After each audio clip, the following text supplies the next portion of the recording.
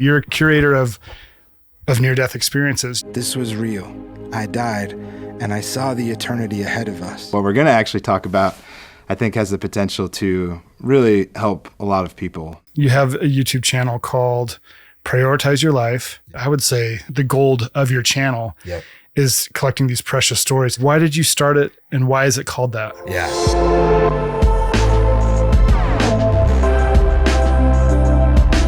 It's a weird, interesting story because I'm a very creative person. I gravitate towards film and music, and I had been working for 20 years trying to provide for my family, but doing those things on the side. Kind of a weird personality in that I have these different sides of things that are most interested. But I knew growing up, to be happy in what I did, I had to feel like at the end of the day, I was making a difference in the world. So growing up, it had to be either one of two things. It was like doing something that was God or church related, or somehow like music or film or writing or something that could be positive and put that out into the world and make a difference that way. And so, but in school, I ended up taking that route where I was like, well, it's not, you can't actually be a musician and you can't do those things. And so I ended up getting a master's degree in counseling because I was like, then at least I can help people. And I had a little bit of a rough childhood where I was a single child and my mom was super ill my whole life. And I had to grow up really, really fast. I had to be an adult and learn how to like pay bills and take care of things at a very young age. And I think that's really what pushed me towards counseling. I get laid off back then. So we had just barely had our fifth kid. Like literally we had the kid 3 days later, I get laid off. And I have this decision to make where I can either do what I had been doing, freak out and find another job, or say, I either need to like follow my dreams or I need to turn all of this over to God and to heaven and ask him, what am I supposed to do here? I was so desperate. I hated going to work so much, but you have to provide. Anyway, so I went to this space and I just got on my knees and I was just like, I can't do this anymore. And, this is where it's kind of interesting for me because I feel like I'm friends with Jeremy Warner, who you had on. And it's so interesting to me, the different gifts. And I feel like obviously everyone is blessed with different gifts. And whether or not you believe in God, I feel like you can see that, right? Yeah. Everybody has different gifts. Some people are great at communicating. Well, I feel like in the spiritual realm, everyone has very, very different gifts. And I feel like I have definitely been blessed enough that whether it's God or the universe or whatever you might believe in, something definitely talks to me and it's very clear and concise. And in this particular moment, I was desperate and I just said, I don't know what to do. I had a very, very strong voice that said, everything is going to change. And I just said, okay, I'm going to hold on to that. I'm going to hold on to that. Interestingly enough, that very prayer was also the time where the phrase prioritize your life hit me in the face. There's that movie, and of course my 41-year-old brain isn't going to remember it, but there was that Christian guy that wrote a song. Oh, I don't know if you've seen it. Keep talking. Maybe I'll know. So he kept having this thought come in his head again and again and again. And then he wrote a song and it just exploded. And it's one of the biggest Christian songs of all time. Could you imagine? Okay. I haven't seen it, but great film for musicians and people like, but anyway, I felt like that in that moment where this idea of prioritize your life really hit me and it hit me in the face. Everything's going to change. Also, you need to prioritize your life. So I said, okay. Anyway, so I went back to the grind. That was probably a good year before the pandemic. And I definitely had no idea that everything is going to change was going to be as big as the pandemic was. Yeah. Like, wow, everything really has changed. You lost your job. Anyway, so I really tried to kind of turn everything over and make this really determined decision that I will never go back to working for the man again. I'm going to find a way to make this work and try and turn everything over to heaven. I'm kind of crazy and weird external things where I have accountability help me to meet goals. So I lost 80 pounds once, but I know the only reason where I did it is I did it with a buddy. And we recorded it, we put it on the internet, and we said, we're going to challenge each other over the course of the year. And that physical thing. So anyway, at that moment, I also said, I'm not going to cut my hair until I hit this like financial goal. It's more of like an entrepreneur thing at that point, which was 3 years ago. And my hair is really long. It's in a hat right now, but it's 3 years where I haven't cut my hair. But what's awesome, like independent of prioritize your life, I've definitely been more successful over the past 3 years than at any point in my life. And I definitely have to turn that over to God and just say, thank you so much, because I'm not quite there, but I'm going to be cutting my hair sometimes in the next couple of years. I'm going to find a way to make it work. Anyway, so sorry, this is a long story. Wait, how long's your hair? It's like, I can pull it out. You know, it's like down. It's 3 years. Because I've seen your videos that are like 2 years old and your hair is getting long. Yeah. That's awesome. It's pretty long. Anyway, little crazy things like that help me because it drives me nuts, actually. And I've got a baby and oh man, she'll just tug on it all day long. So like I put it up in a hat most of the time, but that physical reminder helps me. It helps me think, okay, like you're doing this for your family. You turned everything over to God. Dude, can I talk about accountability? Please. Dude, yeah. it's so true that accountability like does wonders. Oh man. Yeah. So tomorrow, and when this podcast comes out, it'll be weeks from now. Yeah. Jordan Adams, stoic dad. If you listen, you're gonna meet him, and he's a stud. I interviewed him a couple weeks ago, and he coaches men's groups to fix their nutrition, their body, their mindset, and all this stuff. Yeah. I had zero plans of needing this, and I talked to him. Then after the interview, I'm like, dude, so tell me about this thing. Yeah. Dude, I signed up like 10 minutes later.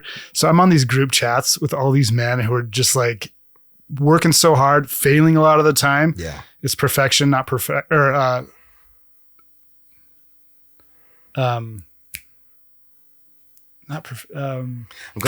progression, not perfection. Glad you had one too, because if you could only imagine. So, dude, I'm 41 next month. Yeah, so progression, not perfection. Yeah. But dude, these dudes are up at like 5 a.m. saying, I've done my burpees, I've done this, I'm eating, and I'm like, oh my gosh, I'm accountable. And now I'm up doing this stuff. Sounds great. I'll probably sign up too, because I'm always trying to it's so get better awesome. At everything.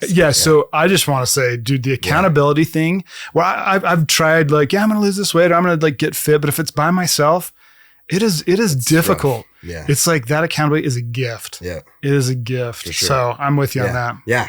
Okay, so you're accountable. All right. You're losing weight. You're working on this financial goal. You're like Samson, except reverse. Yeah, exactly. You'll cut it when you reach this. But all of that at the same time, literally, I still don't know exactly what I'm going to do. Because it's like, okay, I could start another YouTube channel. I could dig into this comedy thing that I'm doing. And really, I was just like, I'm just going to learn. I'm going to do my best, because I know that the most successful people in the world are always working on getting better at everything in their life. So I started digging into more books and more programs. And this is where it's so crazy, because after a decade of working and trying to do different things, literally this opportunity, God, heaven, the universe, whatever you believe in, for me, it's definitely God said, I need you to do this. Mm-hmm. And of course that has become the most successful thing that I've ever done. So he, and just a tiny bit of backstory. So leading up to this, a little bit before the pandemic, there's a guy in my neighborhood. I've known him. I know him just a teeny tiny bit. I know where he lives. I know he's a nice guy, period. Mm-hmm. And in passing one day, I heard him say that he had an experience. It sounded like maybe a near-death experience. At that point, I wasn't like you. I mean, I thought they were cool, but I really hadn't dug into a lot of them. Mm-hmm. I've heard of them, but I had not watched a lot of videos. I wasn't like really crazy into near-death experiences. But again, a very strong and concise something smacked me in the face. And it was like, you need to help him share his story right then. And this was, a year prior. This was sometime in 2019. And I didn't do anything about it. And that's the worst when you look back and you're like, I'd pass him and I'd be like, this is so weird. He's just he's going to say no. And I don't even know what his experience even is. Like, I have access to a studio and a camera and stuff. So that happened. And then I'd pass him, and then it kind of just washed away into nothingness. And I forgot about it. So in the middle of being laid off, it hadn't been long. It had maybe been a couple of weeks. I take out all of our other kids. My wife stays home with the new baby. There's a river trail close to my house. I hit the trail and go walking with all the kids. And there is this neighbor just standing there looking at some fish. And again, it was like, you need to help him share his story. And I was like, you can't, I'm walking up to him. This is it. Like, if I don't do anything now, you're just terrible. You are being talked to, and it's not just in your head. So I went up and I talked to him, and I said, hey, yeah, we barely know each other. But I overheard that you have some kind of an experience. I'd love to help you share that if you're ever interested. And, he got really pensive and he's like, oh, I don't know if I can do that. That might be kind of interesting, but I'll go home and I'll talk to my wife about it. We'll pray about it, and we'll let you know. How'd you feel after he didn't give you a solid yes? Because sometimes when you're like, oh, dude, I'm totally doing what God tells me to do, and then it doesn't go how you think. Yeah. How'd you feel? Yeah, I mean, in that moment, I honestly, after all of that time and knowing that I didn't do anything the first time, I was like, well, at least I did my part, right?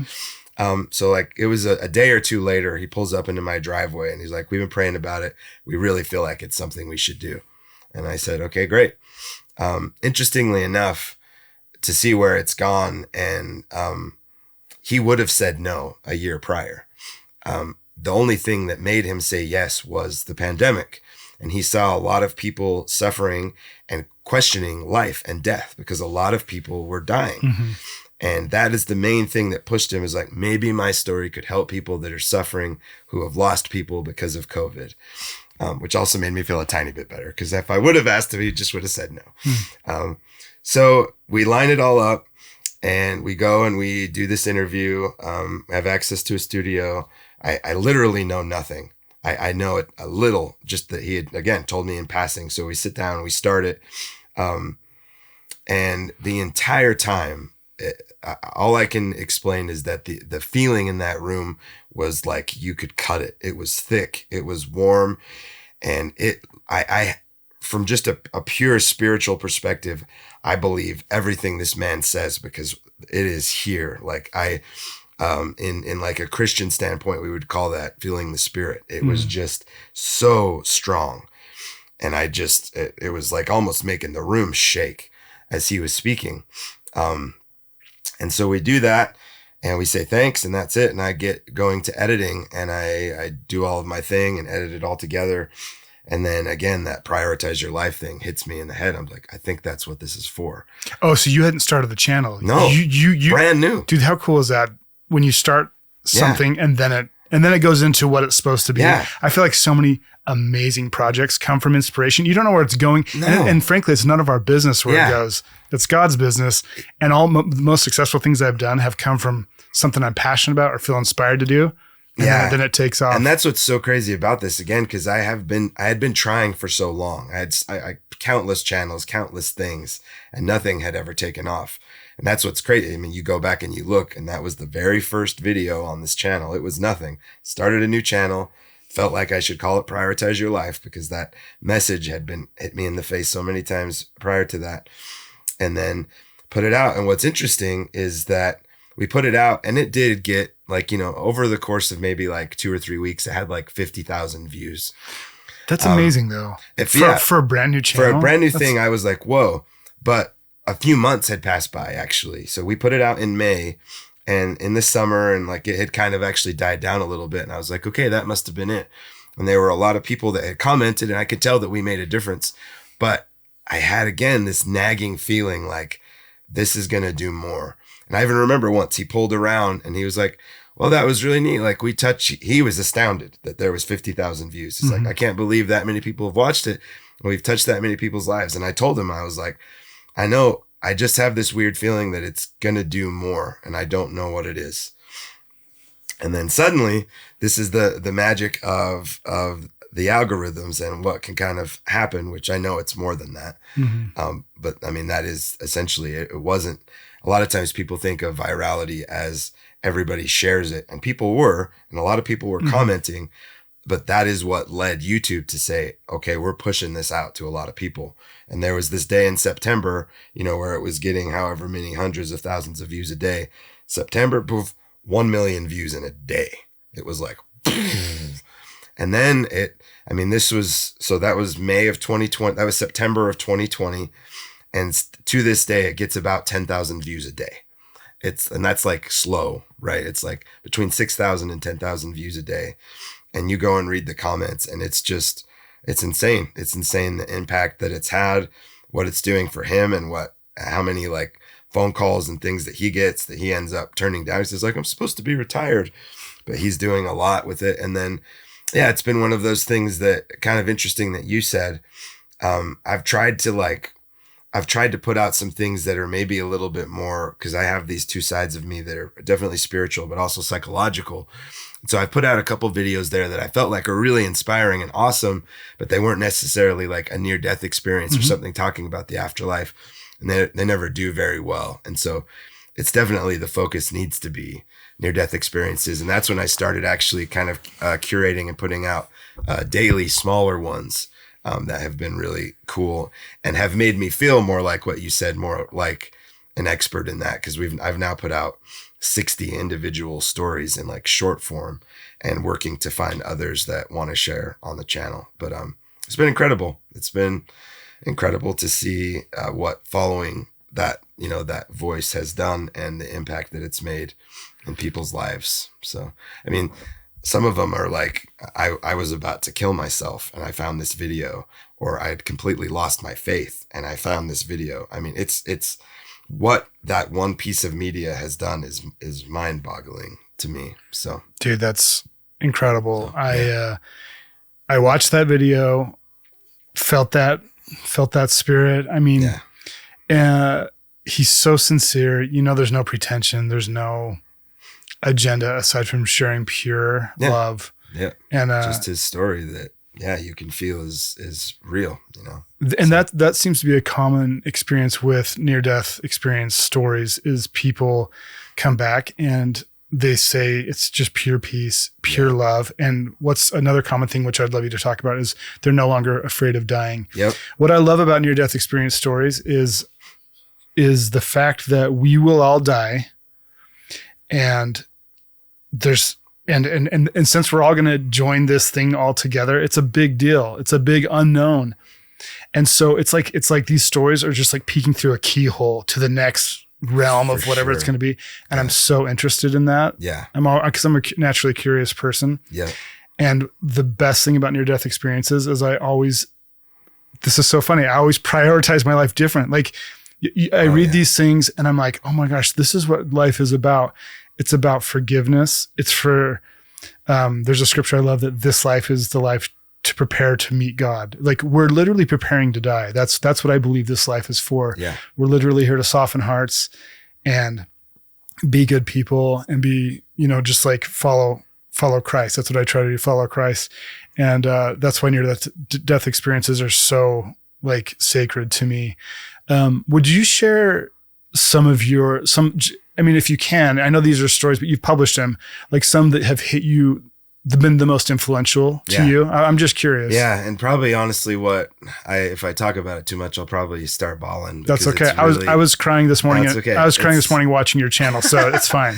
Well, this one in particular is really fresh because I mentioned a little bit about my mom, and so I have since, this channel kind of started me really pushing to do things. And so I've been involved with 2 feature films. One of them I wrote and directed, a totally different thing, but interestingly enough, it has to do with the death of parents. And at the end, there's kind of a hint that, like my mom is still alive, but I've had that inside of me my whole life because I grew up always expecting my mom to die. My earliest memories, some of my earliest dreams, I had dreams of finding my mom dead. She had cancer before I was born, and sick my entire life. And just a testament to how amazing she is, and something that I'll try and always hold on to for my own kids, is to see all of the pain and the suffering which lasted her entire life. Cancers, tumors, anything you could imagine, just a miserable physical life. But man, she was happy, and she was kind and loving and faithful. And I told you, try not to. To the end, she just passed away this past February. And what's interesting about Prioritize Your Life is that I'm really seeing it now as, even though I spent my entire life waiting for that moment, knowing that she was going to leave, and I couldn't physically be with her, I was given this gift of Prioritize Your Life. And again, it's not something I was necessarily interested in, but I definitely am now. And now that she is on the other side, my testimony of the reality of there is a life to come is stronger than ever. And it does make that pain of having to not be with her easier. It definitely is. Like I know I'm going to be with her and I'm going to see her again. And that in a large part has to do with these stories that have come to me and people, and then curating some of these. It's for me, it's as real as anything. It's as real as someday I will join her. I'll walk through that door right there and there she's going to be. And I miss her and it stinks, but it's true. And again, just like you said, and you can see it through, and I even ended up stitching together these 60 shorts that I curated and created so that you could sit and you could watch in one shot, 60 different stories in, I don't know, like 40 minutes. I watched about 20 minutes of that today. And look for the similarities. And yeah, I mean, one of them that really stuck out to me that I thought was just so beautiful. There's a story of a blind man who was on the edge of death, and he went into the hospital. And he had things amputated, couldn't see, pretty miserable physically. He had diabetes, right? So his legs were gone. Exactly. Yeah. Yeah. And he goes into the hospital and has this near-death experience where he sees family and feels an unbelievable amount of peace and love. And they all of them use the same word. There's nothing that can fully explain it in this world. It's just a peace and an unconditional love that you can't explain. But then cool, right, is that he could see. He sees his parents. His physical, what isn't working on this world obviously is quite a bit different in the next. So he feels the peace and the love. And he comes back. His family actually tells him it's not quite time. He comes back, but he knew that his time was short. And he really came back because he had some loose ends that he needed to tie up. He literally throws a party for his family and his friends, knowing that he's going to die soon.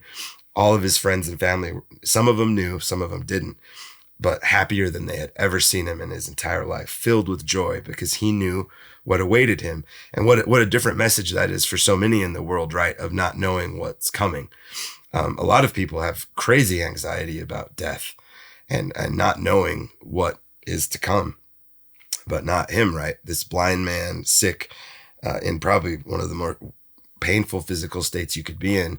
He's ready, and excited to be with his family.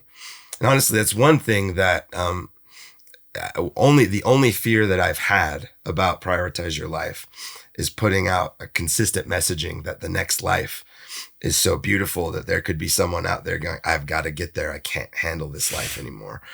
And so I try as hard as I can to add in this other message of like, I truly believe and know that there is more to come than this life, but we're here for a reason. And there is purpose in suffering. There is purpose in every tear. There's purpose. And you don't want to jump into the next life before it's your time. If you can manage. I think you do a really good job because these messages that you're sharing, at least to me, they make me want to do as much as I can now. Right. Yeah. Like I want to go to bed at night knowing I gave my all to my family, to the most important parts of my life. So yeah, I understand you have that fear, and honestly, I'm not afraid to die. I tell my wife that. Yeah. But I'm very grateful for the days I have here. And I think that the true message of these near-death experiences are cherish each moment. Don't try to get to the next one. It's not about the future. Yeah. It's not about being anxious. It's about where you are now. Like just be here and and open your heart to this crazy journey that we're all on together. Yeah. So this guy throws a party. Let's go back to him. He throws a party, and what happens? Yeah. So he throws this party, and literally 2 days later, he passes away. And, his friends and family that knew his story, basically just said like, we're sad that we don't get to see our friend anymore, but we know where he is, and we know how happy he is now because he literally got a glimpse into eternity. So yeah, it's a really, really cool one. But yeah, like I said, there's hundreds and hundreds. And so interestingly enough, this is something I did share a little bit on the channel, just on a little message board of how I'm going about this. But it came to a point where I realized, okay, you really kind of need to dig into what your calling is with this thing. And it clearly is near-death experiences. So how can I speed this up a little bit? Because you're running a podcast, scheduling, getting guests, sitting down in a studio. It's a lot of work. The time, the effort. And for me too, where it can be a little bit risky, because the reality is there are a lot of people that have experiences, and I truly 100% feel and know that Scott's was genuine. The guy who did your first Scott video. Drummond is his name in that first video. But there are those that do videos. Okay, you're fine. Hey, Brad, we're just recording. Hey, we're recording a podcast. This is Wes. Hey, buddy, I'll take care of all this stuff after, but you got to let me finish. Okay, sweetie? Love you, buddy. Okay, yeah. He's my 10-year-old son. He's great. I get it. Dude, now summer's going to be so hard because, it's same thing. Like, scheduling and recording. Yeah. I'm trying to remember so we can bump back so you can edit. We're talking about. We finished the guy who died. Oh, scheduling. How hard it is to. Let me let the dog out because he's going to shake. No, yep, you're good. About scheduling stuff, how hard it is to. Crap. Oh, yeah. Your mission. Yep.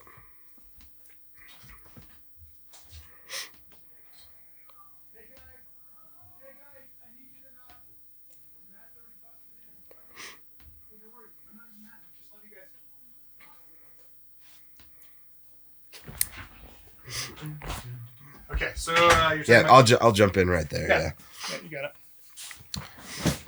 So you know how hard it can be to schedule things, to get a guest, to plan out and have consistent content. But for me in particular, right, if I'm going to dig into like the near-death thing, I have to find someone that has had a near-death experience.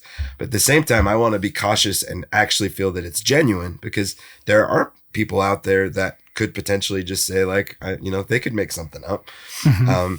And so with Scott, that was easy because I was literally told, go share his story. Mm-hmm. Some of the other ones, it's a little harder. And so I have to really kind of have a gut check and feel.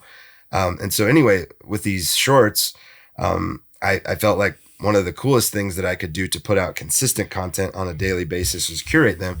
So I literally go to Scott's video and people share their stories there.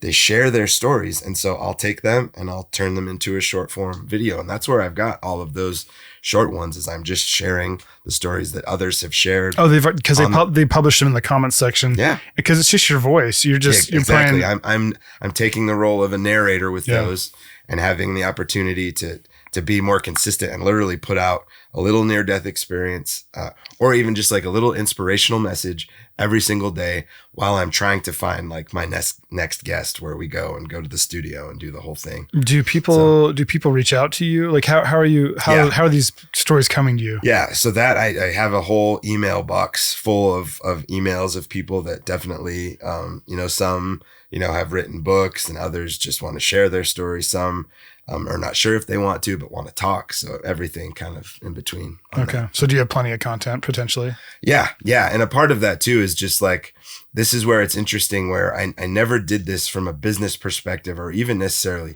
passionate about it. It was merely like, this is given to you. This is your calling. And it's something that I need to do. And it was really, really recently. It was when I started those shorts where I was like, I need to dig into this a little bit more. I got a little bit busier with working on music and feature films, and was like, I need to kind of dedicate and prioritize my life and time and put a little bit more into this calling. But at the same time, it's like, I do have to like figure out some other income streams and stuff, because I can't bank everything on an algorithm that can change and go up and down. Mm-hmm. So that's where I'm in. I'm kind of in this state of like, I will always do prioritize your life, because I know it's a calling. I'm going to keep doing it. I'll keep figuring it out, keep trying to turn it over to God and ask, what do you want me to do with this? What do I need to do? And then also I've got to keep providing for my family. I need to cut my hair eventually and, figure out some other income streams. But, I'm very faithful that it's all going to work out. And I feel extremely blessed to be where we're at, and have this awesome, incredible big family. And like really when it comes down to it, when it is my time, the legacy that just that one video, like I don't think I can look at it right now, but YouTube shows you literally how much time people have spent watching that video. And when you think about content in general, all of the filth and all of this, right, is totally up to what you enjoy. And I like a lot. And I'm a musician and I love film, but there's a lot of really bad stuff out there. You know, there's a lot of really terrible things that are not going to enlighten you. They're not going to help you. If anything, media is one of the driving factors of some of the violence and problems that we have in the world today. So I knew I never wanted to be a part of that, but I definitely never thought that I would be a part of something like this that was so impactful. And yeah, when you look at, you know, right now it's approaching, I think, 22 million views. And when you look at the hours of the amount of time that human beings on earth have watched this piece of content, it's staggering. It's crazy. I'll have to get back to you and tell you what that figure is. But again, it changes. It's always. So to leave that legacy, to know that I was a part of doing something that is positive and is helping people with their fear of death in the world, like I'm so grateful. I'm so grateful for that. So aside from you gaining a testimony that you'll see your mom again and making her passing less like tragic. Yep. What priorities specifically have you changed in your life from the life before? Yeah. And a lot of those, you know, that's a mix of spiritual related things and then just studying what successful people do. You know, one thing, and I'm still working at this point, is just prioritizing my time right. Like actually, I don't know, kind of my right brain side of things doesn't necessarily want to like have a calendar that I follow, but like you have to make like your health and getting exercise and what you're eating, all of those little things a priority. So all of those things have shifted and I'm working at it. You know, I lost those 80 pounds, but I'm nowhere near where I want to be. And, you know, I'll go up and down, but just recently, partly from studying guys like Tony Robbins and Brendan Burchard and all of those kind of guys, I've started a daily check-in with myself. And, you know, it starts with, wait, where are you today? Did you do running? Did you do yoga? Did you, do this with your family? And I'm literally every day I'm going to put it in. And then the last one is a long form question of, you know, how do you feel things are going with your business, your personal life, your spiritual life? And I'm just going to do that every single day, having that check-in with myself. And a lot of that, you know, comes from that message again, which is kind of interesting. It's just like, if you don't create a blueprint for your life, or you don't have something that's going to help you prioritize it, you know, we all know the world and life is going to push you around. And so I'm excited about this new kind of phase and trying to get better all the time. That's cool. So, are you actually physically writing the response at the end of the night? So I had started a journal thing and doing it with a pen. I've just barely, like the past couple of days, I'm moving to a Google form where I do have to type it in, but I kind of like that because if I want to go back and kind of look at my results, like it's literally like just a Google form, and then I can look at the spreadsheet and kind of see how things have been going, look at the responses in a really clear way. What do I need to work on a little bit more? Where has there been more no's than yeses, and keep trying to just get better every day. So yeah, that's cool. Yeah. I think that's been super. I think it's really important. Okay, so for me, writing something down, like you're putting something in stone, is, I don't know why it's so powerful. Oh yeah. Whether it's good, whether you're writing about good stuff or bad stuff, I don't know why it's so important.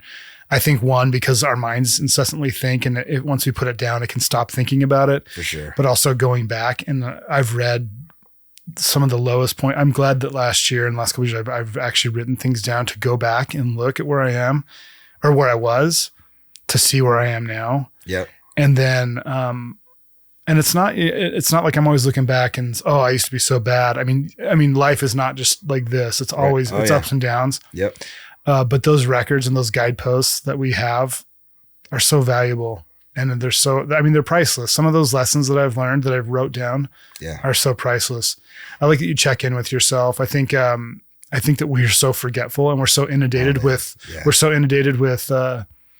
like stimulus and outside things. If we're not checking in and being quiet for a minute, it's difficult to prioritize things.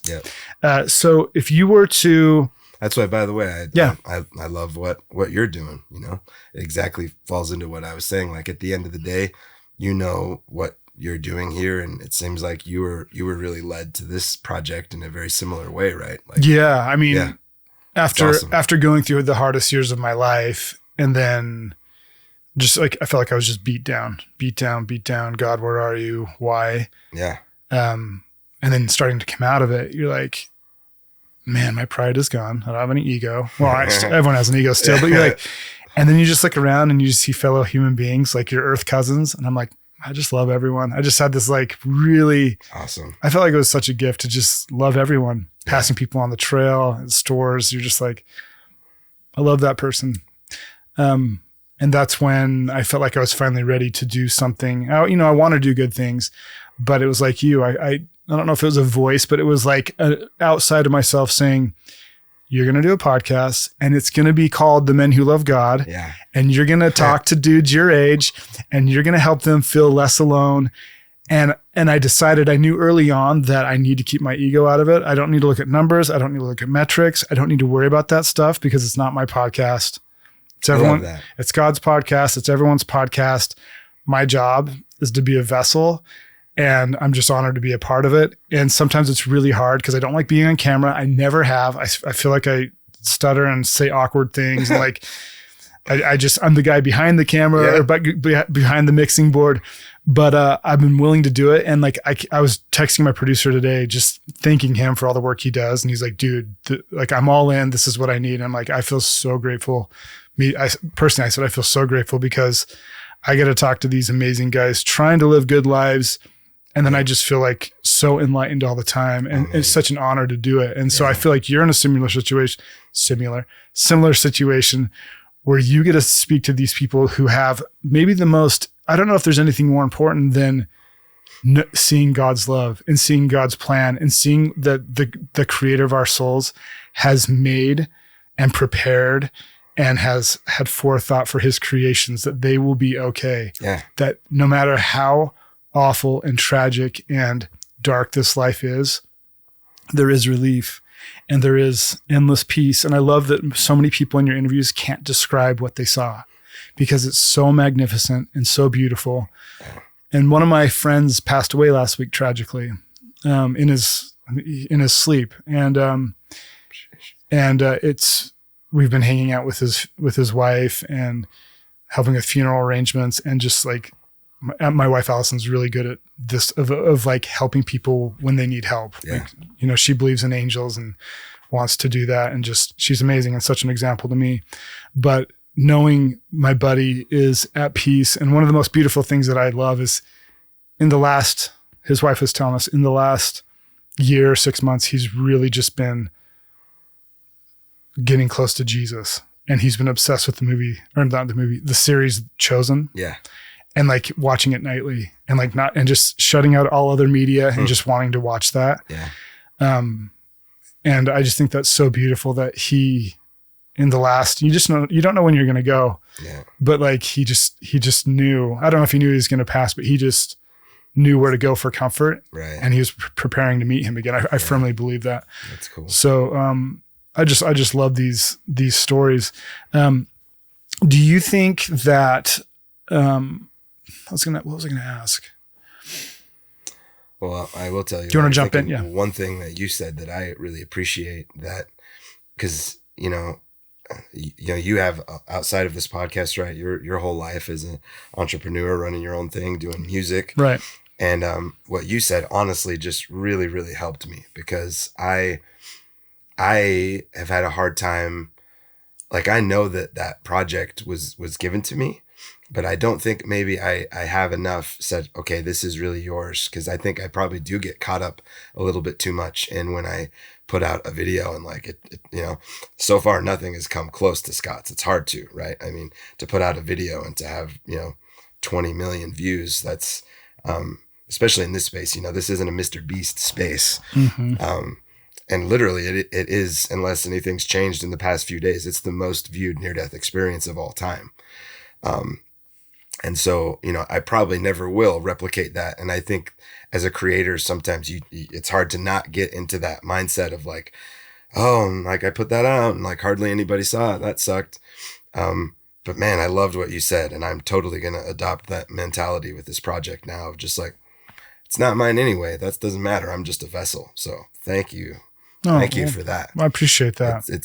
I need to disconnect my business side mind with this project because it's a calling. But also like, yes, I'm grateful you took that. But I want to say how hard it is to do that when 6 children are reliant on you. It's like, it's such a paradox because it's like, we're going to grind. I'm going to figure this out. Like I'm going to stay up late and grind. But it's also like, okay, if I really truly believe in a God and a benevolent creator that gave me my family, gave me my possessions, gave me all these things, nothing's truly mine.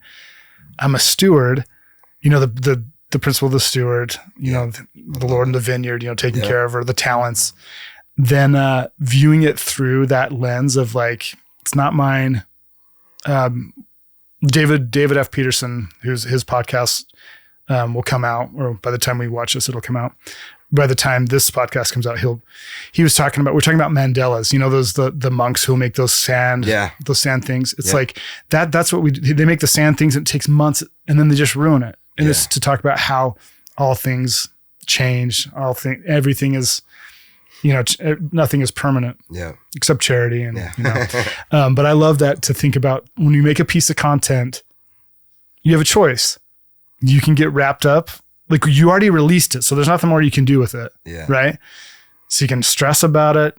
You can overanalyze it, or you can say, yep, that's out. I can't wait to see what the next thing does. Yeah. And so I don't remember who taught me this, but it's like it's none of our business what happens. Like once you do something, it's none of our business. Like it was none of your business previous to this channel what your future held. You know what I'm saying? Like it's like, right?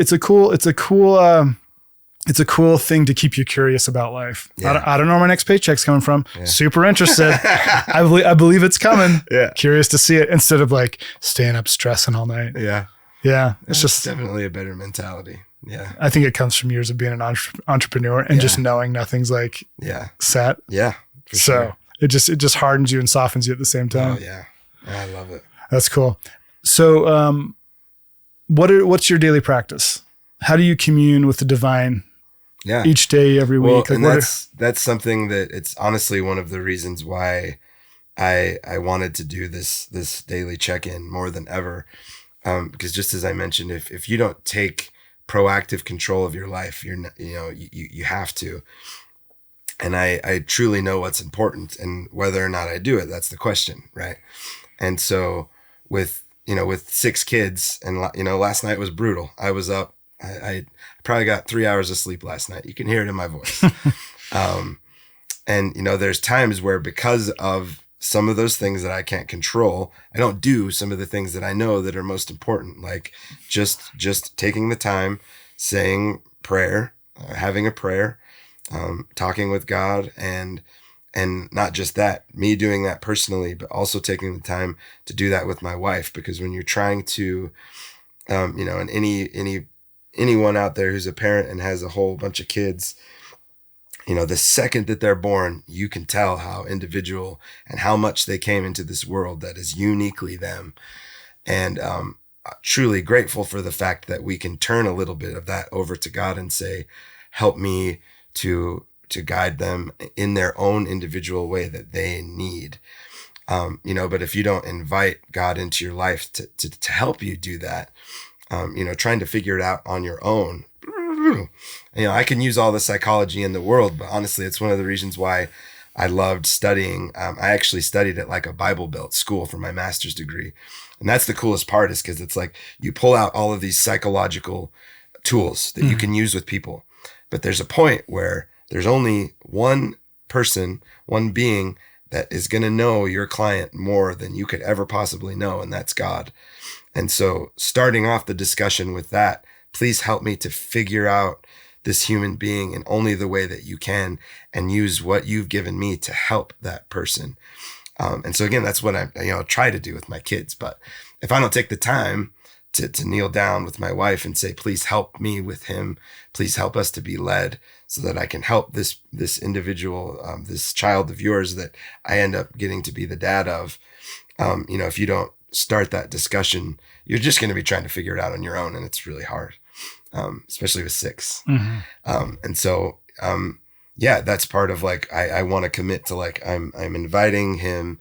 I'm saying that myself. I'm sitting down and praying with my wife and inviting him into that discussion. So we can be sure that at the end, when our time does come, that as imperfect as we are, we tried our best.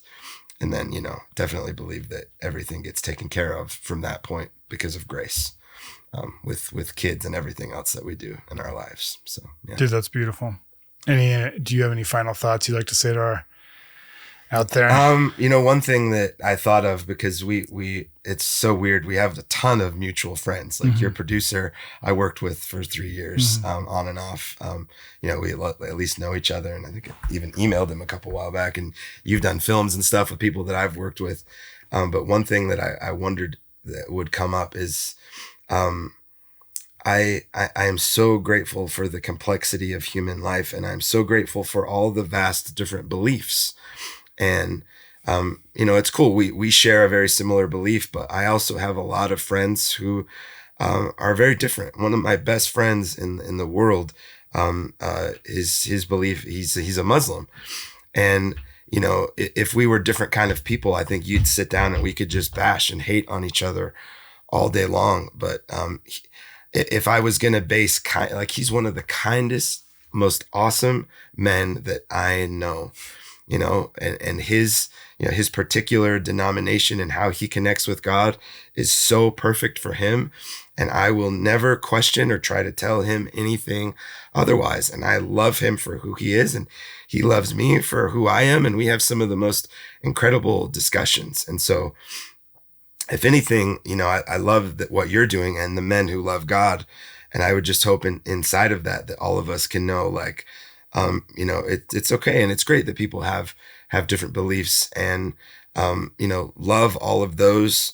Hopefully in your friend group, you won't just say like, I can't love them because of X. And that's where the world is going, unfortunately, in a lot of ways. It's like, unless you're a part of this particular party, blah, unless you do this, blah, and honestly, unfortunately, that there's a lot of positive things I see on Prioritize Your Life. I see a lot of negative too. And a lot of people that are like, well, you're all going to burn in hell unless you do this. And I'm like, that's your marketing plan. That's how you're going to lead a discussion with another human being about your beliefs. Just like the title of your show, it's like, no, let's lead this thing with love. Let's lead everything that we do with love. And that's what's coming, right? Pure, unabounded, unexplainable love. And if we can start doing that in our lives, men and women, all of us that love God and love everyone else, regardless of their belief, and I love that. That's what you came to, right? You're just walking down the street. Love them, love you, love that one. If you can truly get to that point in your life, and I'm not 100% there. I'm working on it. I'm not perfect at that either. Yeah. But yeah, that's definitely where I'd love to be. And again, why I want to do better at checking in with myself on those kind of things. So, dude, well said, man. I totally agree. And your mission of sharing these stories, once again, point to pure love. Yeah. And they point to the priorities that really matter. So well done on what you've done so far. You're going to do way more. Thanks, man. I mean, like there's so much more to do, right? Yeah. There's always so much goodness. There's so much stuff coming down the pipeline. Yeah. I hope everyone goes and checks out your channel. We'll obviously link to it. Prioritize Your Life on YouTube. Yep.